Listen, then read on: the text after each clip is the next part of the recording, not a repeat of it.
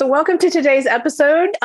We have a special treat today because we get to talk about one of my all-time favorite things in the world of education, and that is middle school. So many people shy away from middle school. They're like, oh, no, not middle school. And I'm like, yes, let's talk about middle school because middle school is awesome. And to be perfectly honest, in my own mind, that is where we make or break kids is in middle school. And we have so much opportunity and potential as it relates to their futures at that particular time in their lives. And so I'm super, super jazzed today because we have Andrew Ravin and Denise Daniels to talk with us about middle school, in particular, their middle school, Workshop Middle School, which is in New York. So welcome to you both. Thanks. It's great to be here. Thanks for having us. Absolutely. Great to be here. Absolutely. And so just a bit of context for our listeners who come from all over the world. Andrew is the founder and head of school at Workshop Middle School. And Andrew is deeply committed to social change. And for 7 years, he worked in community social services in both New York and Chicago, which I suspect provides a lot of foundational sort of thinking for him in terms of his world in education, where he has spent more than 15 years working in New York City public schools, including 10 years as a classroom teacher, 5 years as a lead teacher or a literacy coach, and now 3 years in school leadership. So Andrew, we're excited to have you here. Happy to be here. I always love talking about this work because it means so much. It's hard work, but it matters. It does indeed matter. And joining Andrew is Denise Daniels, who is the co-founder and director of learning also at the Workshop Middle School, with more than 22 years of experience in education as a teacher, a staff developer, a curriculum designer, an instructional coach, and a school leader. So Denise, we're happy to have you be part of this conversation.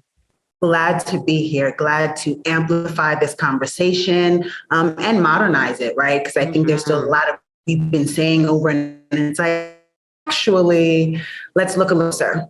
Yeah, absolutely. Appreciate that. All right. So let's just dig right in. So, and either one of you, you guys could take turns deciding who gets to grab the question, but let's start for our listeners. Again, they come from all over the world.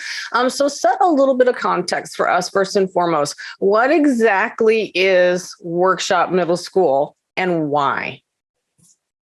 Well, Workshop Middle School is 100% about time. It's a school where innovative, creative, passionate young thinkers get to come and actually, as I like to say, exercise their superpowers. So no more worksheets. Let's actually take a look at this thing that you're supposed to be learning during middle school and actually apply it to things that mean something in the world, right? Let's change something. Let's build something. Let's create something so that we can actually see not only what it looks like when we're learning outside of the classroom, but what it looks like when our learning can actually change the world. Yeah, that we can almost need to say that all over again because everybody needs to hear that, right? At PASP, our motto is linking learning to life. We mean that, right? Because otherwise there's no context for anything that we're asking all of these kiddos to do. Yeah, I love it. 100%. And we believe additionally that this developmental period, this age range, is essential to this world because right at this time is when young people develop the cognitive capacity to think about really abstract and complicated things, but they still need the concrete, grounded context that can help them make those connections. And that happens by connecting our interests, our passions, our real lives to this work so that no student ever has to say, why are we learning this? Exactly. Why does this matter? What does this have to do with me? Yeah. It's embedded in everything they do because learning really matters, right? Yeah. But it's not about trying to convince them that learning matters because an adult tells them so. It's about helping them feel it, touch it, work it every day. Indeed. Yeah. Absolutely. Absolutely. I mean, I've always said that I think that the greatest when we know when we get it right is when parents, are now having to beg their kids to come home from school, right? Rather than trying to force them out the door, right? That's what makes it so special. At PASS, we have a fair number of programs, and we have one in particular that we do, and we do it middle school through high school on robotics. And what I love about the program, the reason I know it works is because at 1:00 in the morning during the big giant competition and build season, I have to beg the kids to please go home so we can lock the doors, right? Yeah. That's how you know. Yeah. The other day it was like 2 hours after school, and we're just kind of like having conversations with the kids. And like one kid was like, oh my God, I'm sitting around talking with my teacher like 2 hours after school. Right. It's like, but when those things happen naturally, the relationships, the commitment to work, that leads to learning. Because we all go, let's be transparent. Teachers and educators and parents, we all have the same goal. What we need to do, we need to step back and say, what do we know really helps kids get there? And at this point in 2021, there isn't enough evidence. That's quantitative research, qualitative research, our own professional experience to know works, and this works. That's the bottom line. Yeah. And it also transfers, right? It transfers. The other thing that is really powerful is when we get parents that say, what did you do to my kid? My kid is doing chores all of a sudden at home. My kid is curious and helping my their younger siblings on these projects. What are you doing to my kid? And it's like, we're actually giving them the space to explore. And those skills transfer 100%. They absolutely do. And I've had that been on the receiving end of that phone call myself. And I do agree with you how incredibly powerful it is. And again, it's one of those metrics that says, oh my gosh, we are absolutely on the right track. So let's dig into the weeds just a little bit. So help our listeners understand sort of the structure, the context of how the school works outside of it's all about kids. It's all hands-on. It's all applied. It's all that. But let's talk a little bit about the structural components of sort of what's in place, or what's the philosophical sort of perspective in which you come to, the thinking about a school day and how you break it up and what's meaningful and what's not meaningful. Yep. So I think there's two things that I'd want to talk about. One is schools should really be matched to who our students really are. They should be matched to our developmental stages. Early childhood is different than late childhood, is different than early adolescence, and so on. Right. And so it's really not about one right fit formula for all grades. What we try to do is identify the best practices, highest leverage approaches to this age group, and then work into that. So the second part of that answer is, okay, what are early adolescents like? Part of it we spoke about, which is they're able to transition to more abstract ideas, but that hands-on grounding. P.S., that's for almost all of us as early adolescents. It's not just for kids who parents are like, oh yeah, my kid loves Legos. Yes, but it's also a way that's just naturally developmental for this age group. Right. The second thing is almost everything is about them. Yes. And when we fight against that, we get kids who don't do work, who don't like school, who don't care about their learning. But when we lean into that, to not just projects about them, but projects where they have choice and voice. Right. Exactly. And they're able, even if they didn't know about it or think about it in the beginning, they're able to find their own natural ways in. And that matters a lot.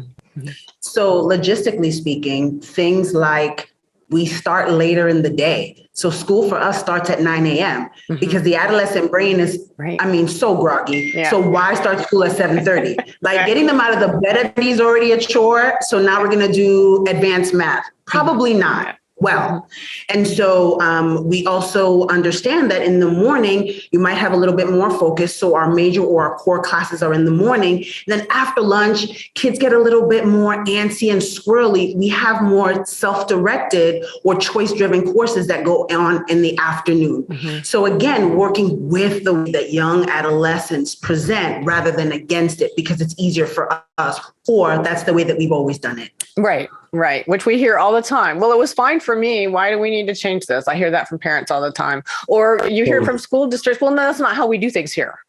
Well, that's awesome, except that your test scores tell me that it's not working. So why are we still doing it that way? Right. Exactly. 100%. And I just want to identify a few other things.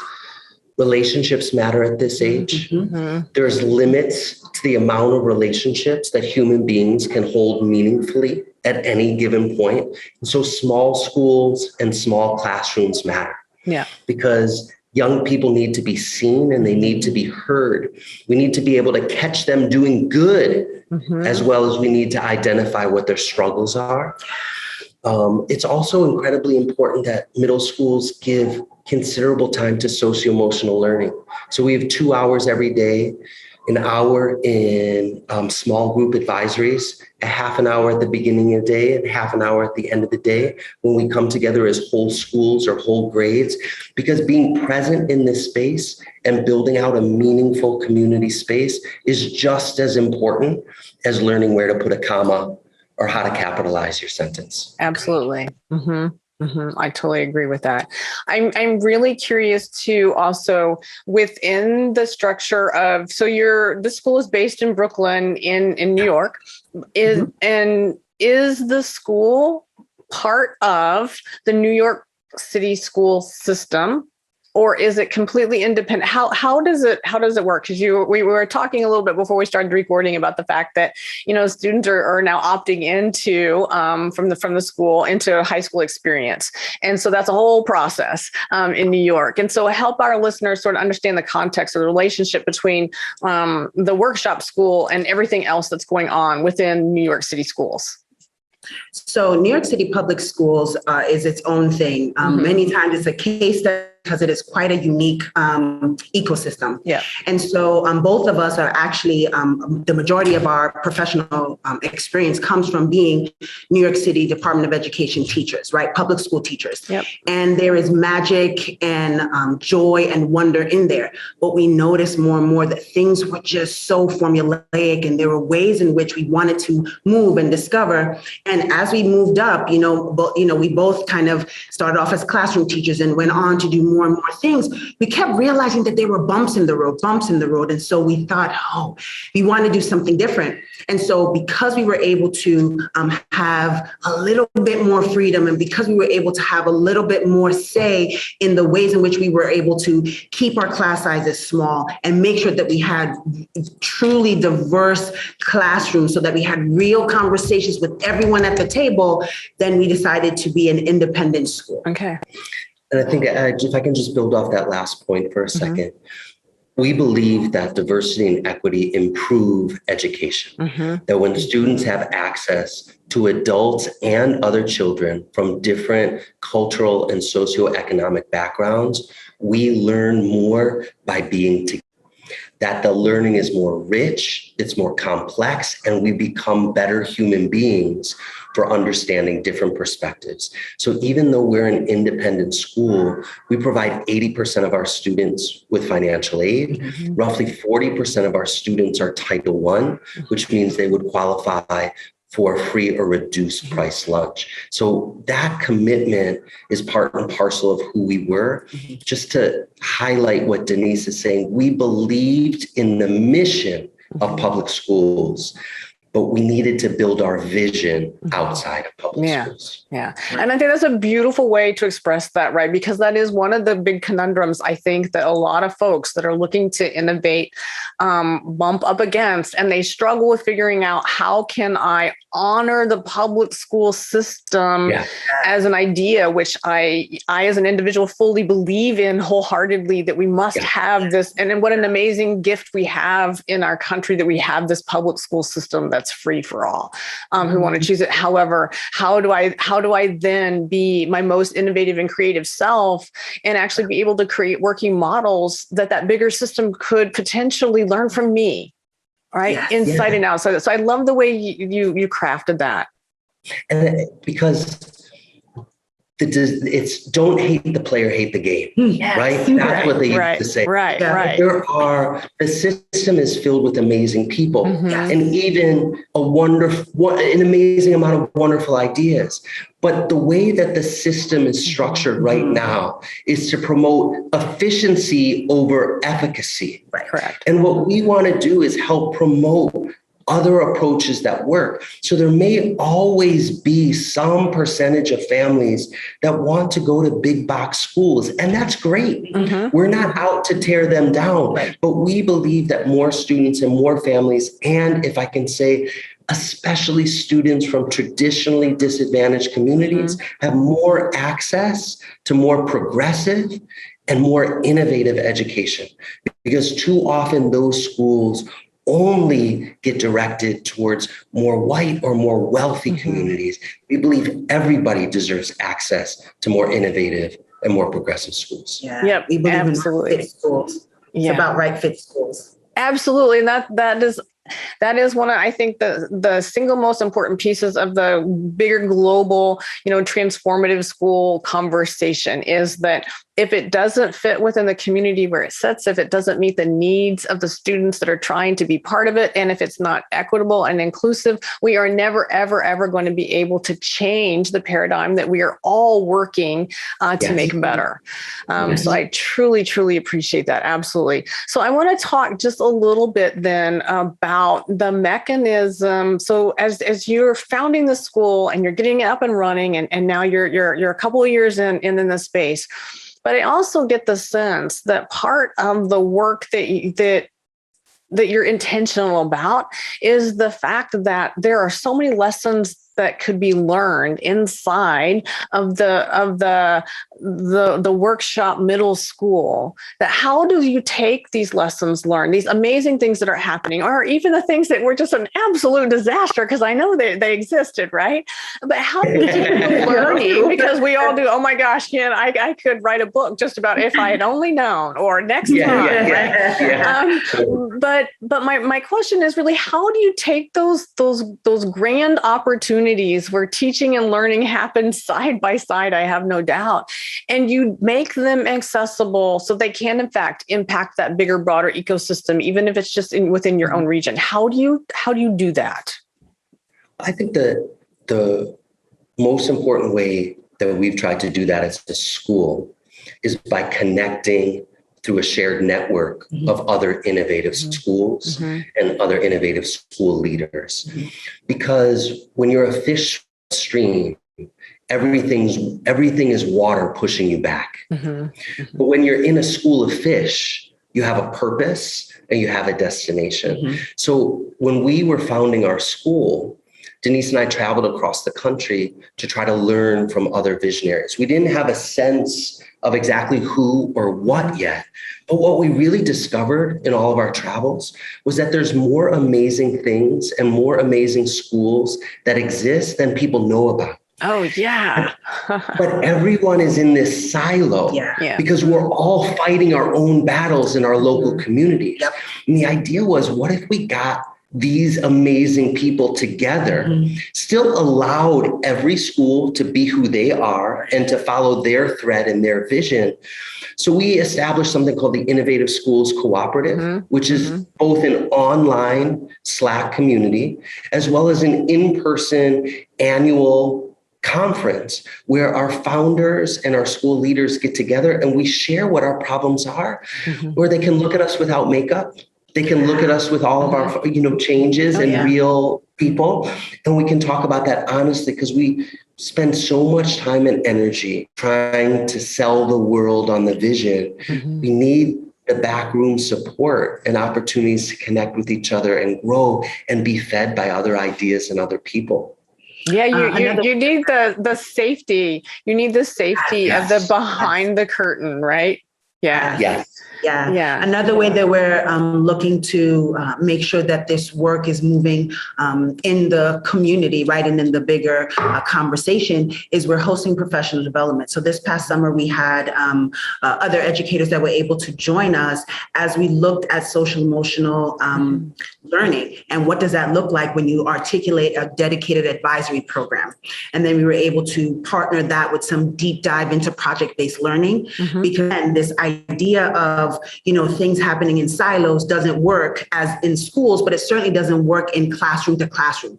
Right. And so we're making sure that the best practices actually go out into the world so that people, whatever that means for them, right, whatever context that they're in, no matter what things you might be facing in terms of constraints or roadblocks per se, that there is still something that you can do, right? You can always start somewhere. And so social emotional learning, advisory, and project-based learning was this year's Summer Institute. And it was so powerful in that they were educators that actually stopped and said, I used to do this on my own, but now we have a network.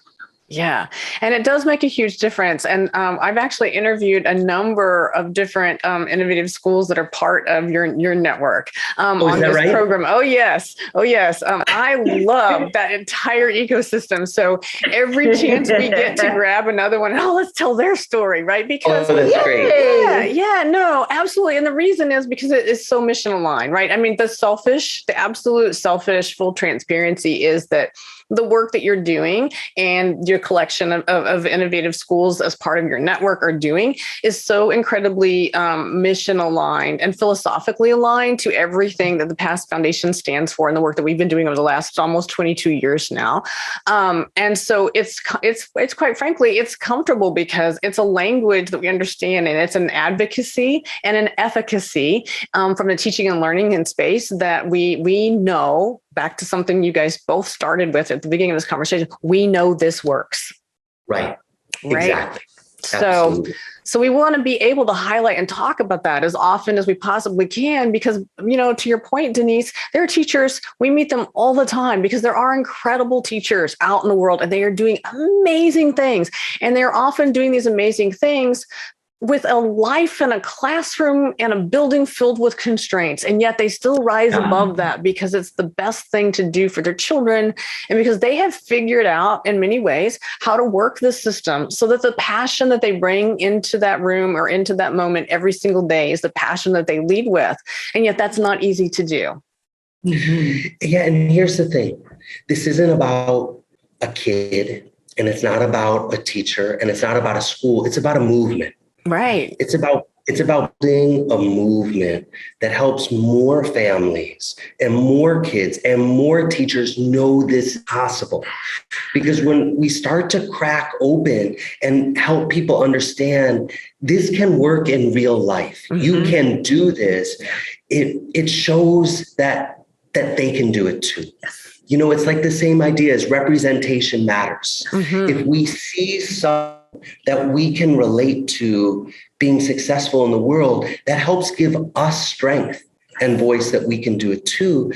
And what we really want is not that our school is successful. Of course, we want that. Don't get me wrong. Yeah. But what we really want is we want to change the game. That's our real goal. We want other people, other individuals that are like me or like Denise to say, hey, maybe I can do this too. And you can. If you're listening, you can. That's awesome. You absolutely can. At the end of the day, we're talking about a full-on systems change, a complete and utter recalibration of everything that we think we understand and know about teaching and learning and its place in the world of today and of the future, as opposed to, like we mentioned before, we've always done it this way. Well, that was 150 years ago, and it was necessary and designed perfectly for that moment. Yes. But we are long since past its expiration date, right? As it relates to relevancy for community and for kids. So, just sort of circle back around sort of on the heels of that idea, which I get we're all in alignment on. When you sit back and think about the work that you've done thus far and the work that you're in, neck deep right now, but you think about sort of that aspiration, the what next? I'm sure you guys get asked this question all the time, but it really, sort of from a philosophical or fundamental sort of perspective for asking that question, what is it that you want right? As you think about what's going on with these kids and the fact that, you're creating a space where in fact parents do have to say, okay, we got to come home now. It's time to leave school 2 hours afterwards. What is that? What is the next iteration of this that translates? I think the most important part of what we do is we give parents and young adults permission to make mistakes and learn. That we shouldn't have to wait until we're in our 20s to learn real life lessons. What if we started that snowball rolling earlier, where we understood that human beings are imperfect, but good people who want to learn and grow and be good to other people. So let's build a context for our lessons where they can fail and they can stand back up stronger and better than before, that they can have body changes and emotion changes and social changes, and that's okay. This is a weird example, but so many of us who become parents never understand how hard it really is to be the perfect parents that everybody is supposed to be. And if we just talk more honestly about this work, about the failures and the mistakes that are endemic to every day of our lives, that's a strength. That's not a weakness. And so I think the next step is helping people understand that early adolescence is so important. And the most important part of it is knowing that we're imperfect people who can learn and grow from mistakes. When we get this question, typically at open houses, there's always oh, this is so amazing. Oh, I'm so grateful for my sixth grader. So you're making a high school? Yeah. Like, okay, no, just wait. Just wait. And so I think that middle school for a very long time has been overlooked terms of the, in the revolution conversation, right? Education reform almost always goes early childhood, high school, right? Because it's going directly into college. And middle school for a long time has been overlooked. And so I really feel like, we want to have the perfect widget, right? And I feel like there's something really, really powerful about revolutionizing the conversation around middle school, how we educate middle schoolers, and what it means to fully be expressed in your middle school grades, not survive it, not just, go on the other side and have these war stories, but really and truly be seen, be heard, and be yourself in middle school, because those experiences actually help you go into high school in a whole different way. So then college just is a whole different conversation. Yeah. And so if I can try to answer your question also in two very specific ways. Number one, we're trying to build an academic model that is more effective and more cost efficient.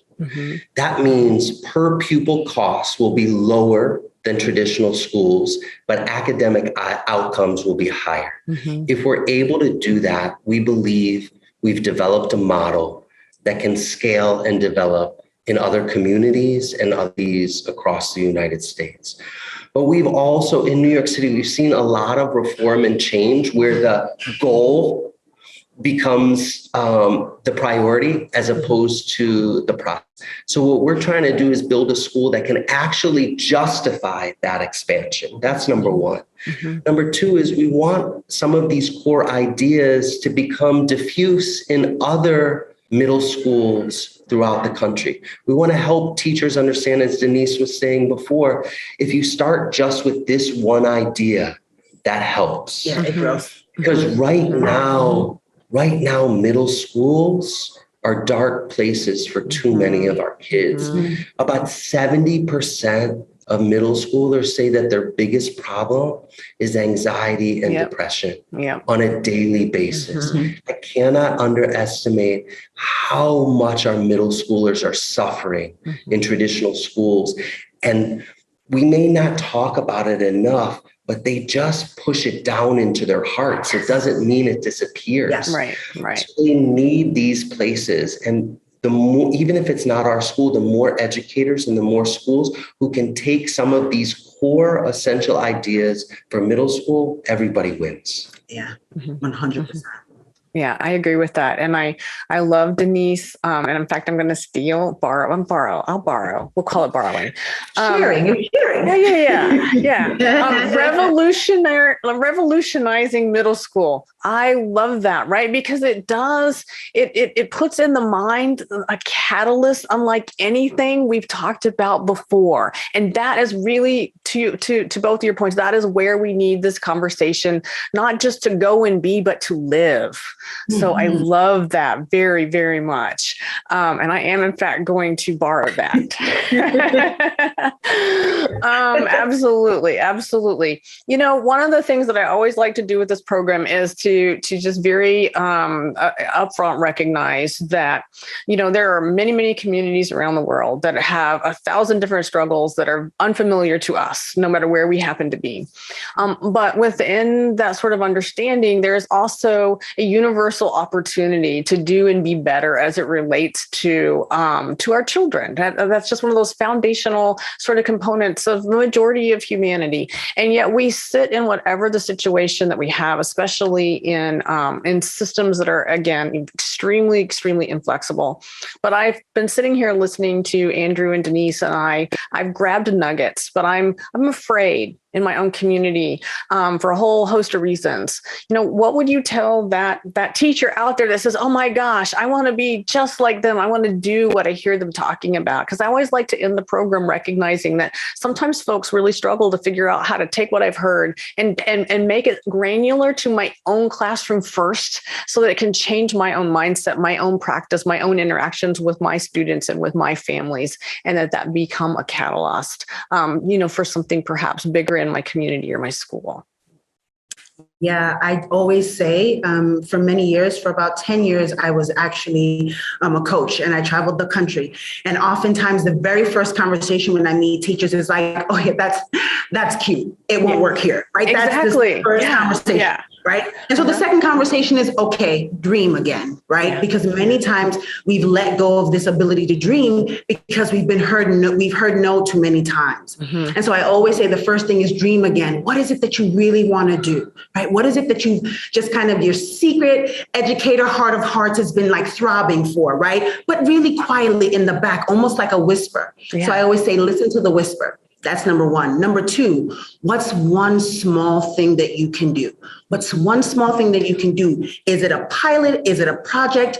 Is it a test? Mm-hmm. Because oftentimes doing something like bringing a whole elephant into a building is probably impossible, but bringing a tiny little iguana might actually happen, right? So you want to start with something small.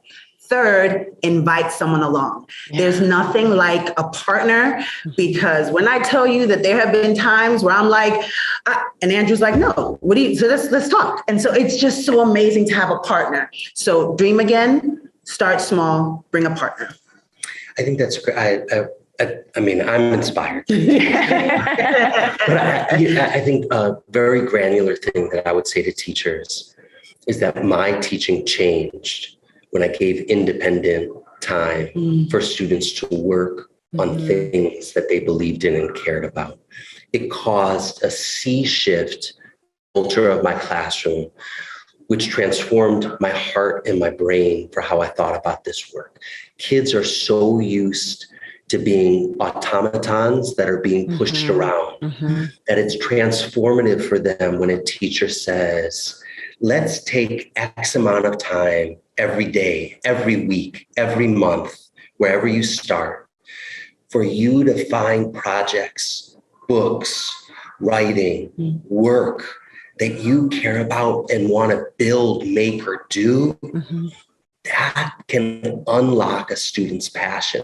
And so, if I can say one thing to start with, try to find some space in your classroom for independent work, independent reading, genius hour, something like that, that can build passion for learning. I love that so much. And I think that that truly, truly speaks to the heart of those who desperately want to transform what's not working, and to embrace all the amazing things that are, in fact, happening in education all across the world. So absolutely. I want to thank you both so much for taking some time out of your day, sharing the amazing work that's happening at the Workshop Middle School. And I am putting it on my list as a place I desperately want to come and see live and real in action, because I think that it's absolutely amazing and just what we need more of in the world. So thank you both. Yeah, if possible, can I just say one more quick thing? Absolutely. Which is we're about that life. And so if you're an educator and you want to learn more about this work or what your next steps might be, I'll email you back. I'll hop on a Zoom call with you. I'll spend the time to pay it forward. So if you genuinely want to learn and grow, we're here for you. Yeah. Reach out to our school, reach out to the Innovative Schools Cooperative. Mm-hmm. We're part of a movement that we want to help reach you and reach your students. Yes, absolutely. I agree with that, Denise. And thank you so much for that offer, Andrew. We will make sure when the episode gets posted, it comes with the resource link back to you and to the school. So thank you so much for that. And thank you both for making time today. No worries. Thank you. Thank you, It's great to Annalies. talk. Take care.